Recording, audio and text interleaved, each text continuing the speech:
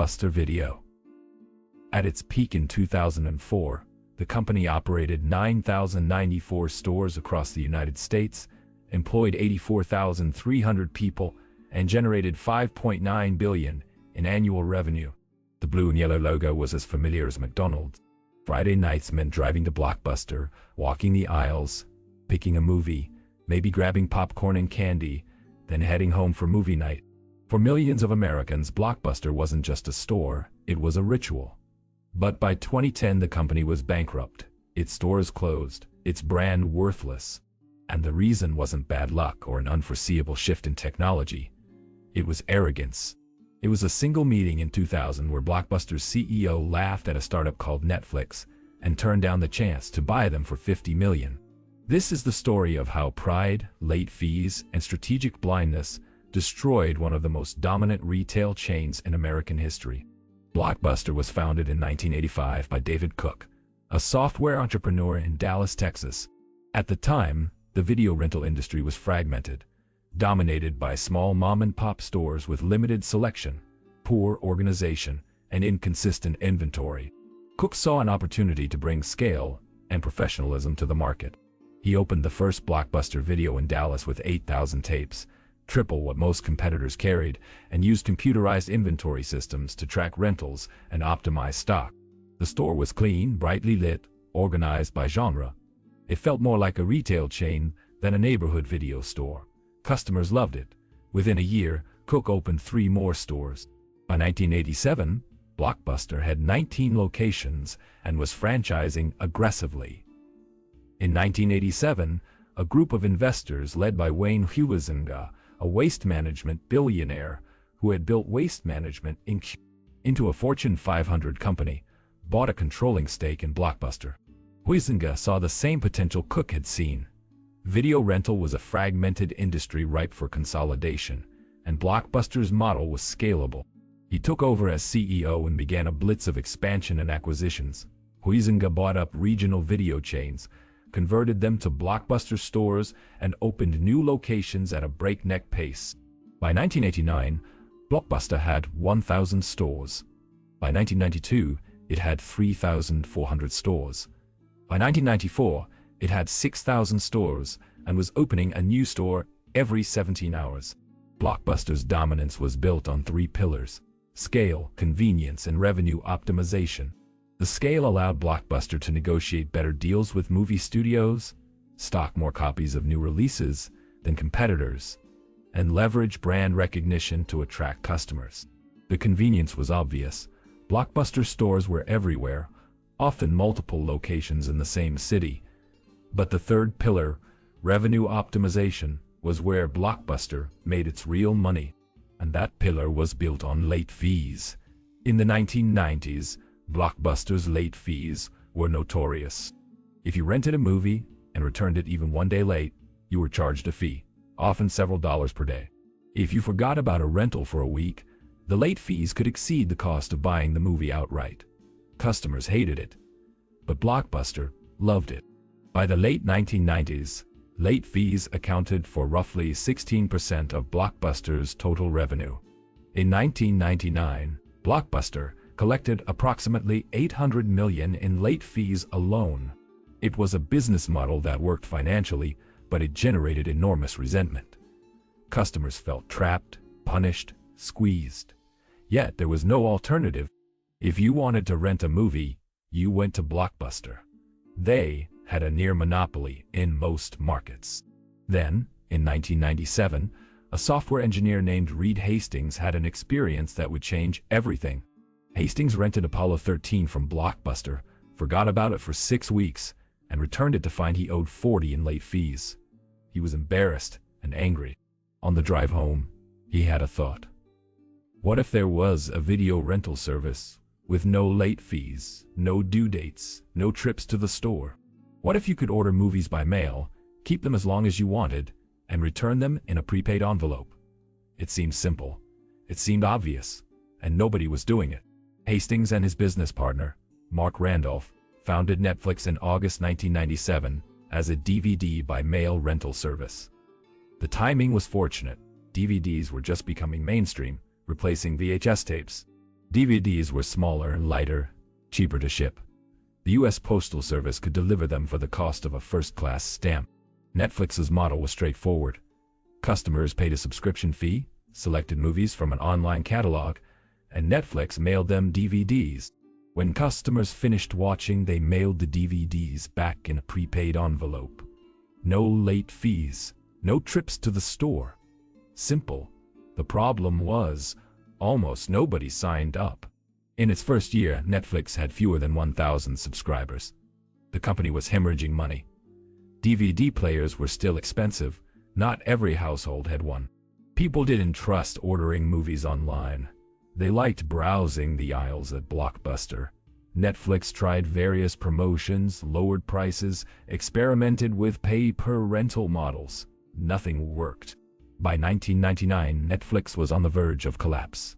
Hastings and Randolph knew they needed a partner or a buyer, someone with brand recognition and capital. They decided to approach Blockbuster. In 2000, Reed Hastings and Mark Randolph flew to Dallas to meet with John Antioco, Blockbuster's CEO. Antioco had taken over in 1997 and was credited with stabilizing the company after a rocky period. Netflix's pitch was straightforward. Blockbuster should buy Netflix for $50 million. Netflix would handle the online and mail order side of the business, which was small but growing. Blockbuster would continue dominating physical retail. Together, they would own the entire video rental market, both in-store and online. It was, on paper, a perfect partnership. Netflix needed capital and brand recognition. Blockbuster needed a digital strategy. Antioco laughed. According to multiple accounts, including Randolph's memoir, Antioco and his team were dismissive, almost mocking. $50 million for a money-losing startup with 300,000 subscribers? Netflix was irrelevant. Blockbuster had 9,000 stores and 65 million customers. Why would they need Netflix? The mail-order DVD business was a niche. Customers wanted instant gratification. They wanted to walk into a store, pick a movie, and take it home that night. Waiting 2 or 3 days for a DVD in the mail would never replace that. The meeting ended with a polite rejection. Hastings and Randolph left humiliated, convinced their company was finished. But they kept going. By 2001, Netflix had refined its subscription model, launching an unlimited rentals plan for a flat monthly fee. Customers could have up to 3 DVDs at a time. No late fees, no due dates, and as soon as they returned one, Netflix mailed the next movie in their queue. The model was elegant. It aligned Netflix's incentives with customer satisfaction. The longer a customer kept a DVD, the less Netflix had to spend on shipping. There was no punishment, no resentment. By 2002, Netflix had 1 million subscribers. By 2003, it was profitable for the first time. Meanwhile, Blockbuster was beginning to feel pressure. By 2024, Blockbuster's same-store sales were declining. Customers were complaining more loudly about late fees. Independent stores were closing. Redbox kiosks, which rented DVDs for $1 per night from vending machines in grocery stores and gas stations, were spreading rapidly. And Netflix, the startup Antioco had dismissed 4 years earlier, now had 2 million subscribers and was growing 50% year over year. Blockbuster's board grew nervous. In 2004, under pressure, Antioco made a dramatic move. Blockbuster launched its own online DVD rental service, Blockbuster Online, to compete directly with Netflix. And in January 2005, Blockbuster eliminated late fees. Eliminating late fees was a seismic decision. It was the right move for customers, who cheered, but it was a financial disaster for Blockbuster. Overnight, the company lost $800 million in annual revenue. Blockbuster's profit margins collapsed. Stores that had been profitable were suddenly losing money. The company tried to make up the difference by increasing membership fees and charging restocking fees if customers kept movies too long. But customers saw through it. The no late fees promise felt like a scam. Trust eroded, and Blockbuster Online, while gaining subscribers, was expensive to operate and cannibalized in-store rentals. Blockbuster was now competing with itself. Internally, Blockbuster's leadership fractured. Carl Icahn, an activist investor who had acquired a major stake in Blockbuster, began pushing for cost cuts and a return to profitability. Icahn believed Blockbuster Online was a waste of money, that the company should focus on its core retail business and squeeze more efficiency out of its stores. Antioco disagreed. He believed the future was online, that Blockbuster had to invest in digital or risk obsolescence. The board sided with Icahn. In 2007, Antioco was forced out. He was replaced by Jim Keyes, former CEO of 7-Eleven, a retail executive with no experience in technology or digital transformation. Keyes' appointment was the beginning of the end. Keyes believed that Blockbuster stores were its greatest asset, that the company should double down on retail, that online rental was a fad. In 2008, during an interview, Keyes said, "Neither Redbox nor Netflix are even on the radar screen in terms of competition." He dismissed Netflix as a niche business that would never threaten Blockbuster's dominance. It was almost the exact same mistake Antioco had made 8 years earlier, but now, Blockbuster was in a much weaker position. Netflix had 8 million subscribers, was expanding into streaming, and had become a cultural force. Blockbuster, meanwhile, was closing stores, cutting costs, and bleeding customers. The 2008 financial crisis accelerated Blockbuster's collapse. Consumer spending dropped. Credit markets froze. Blockbuster, which was already struggling, suddenly couldn't refinance its debt. In 2009, the company reported a loss of $558 million. By 2010, Blockbuster had only 3,000 stores left, down from a peak of over 9,000 stores left. Down from a peak of over 9. On September 23, 2010, Blockbuster filed for Chapter 11 bankruptcy protection, citing $900 million in debt. The company that had once been valued at $5 billion was now worth almost nothing. Satellite TV provider Dish Network bought Blockbuster out of bankruptcy in 2011 for $320 million, a fraction of its former value. Dish tried to keep the brand alive, but it was too late. By 2014, all corporate-owned Blockbuster stores were closed. Today, there is exactly one Blockbuster store left in the world. It's in Bend, Oregon, a franchise location that refused to close, now operating as a nostalgic tourist attraction, an Airbnb rental. It's a museum to a brand that once defined an industry. Netflix, the company Blockbuster could have bought for $50 million in 2000, is worth over $150 billion today. It has 230 million subscribers worldwide, revolutionized the entertainment industry with streaming, and produces its own award-winning content. Reed Hastings, who was laughed out of Blockbuster's Dallas headquarters, became a billionaire. The story of Blockbuster's fall is not a story about technology inevitably replacing retail. It's a story about arrogance.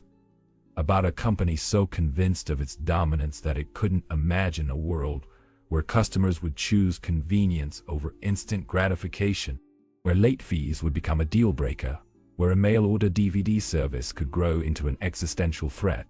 Blockbuster had every advantage: brand recognition, capital, customer relationships, infrastructure. It had opportunities to adapt, to buy Netflix, to pivot earlier. But at every critical moment, Blockbuster's leadership chose pride over pragmatism, defending the status quo instead of embracing change. The irony is that Blockbuster wasn't killed by Netflix in 2000. It was killed by its own business model. Late fees made Blockbuster profitable, but they also made customers resent the brand. When an alternative appeared, customers fled. Blockbuster spent years extracting maximum short-term profit from a captive customer base, and when those customers were no longer captive, they left and never came back. By the time Blockbuster tried to compete with Netflix, it was too late. The resentment was too deep.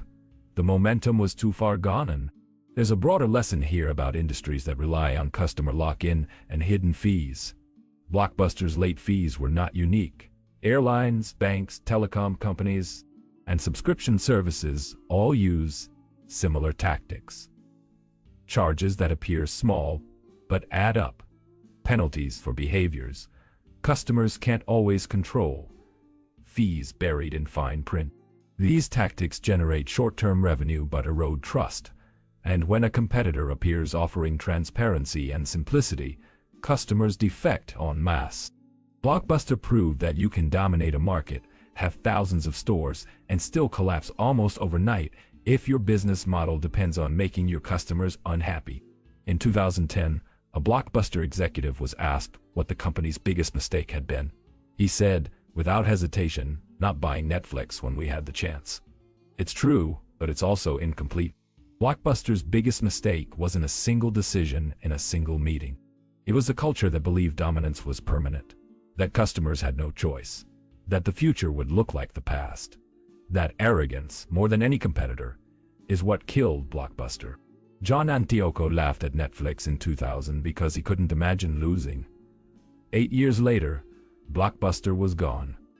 Reed Hastings had the last laugh. And late fees, the foundation of Blockbuster's empire, became the boulder that crushed it.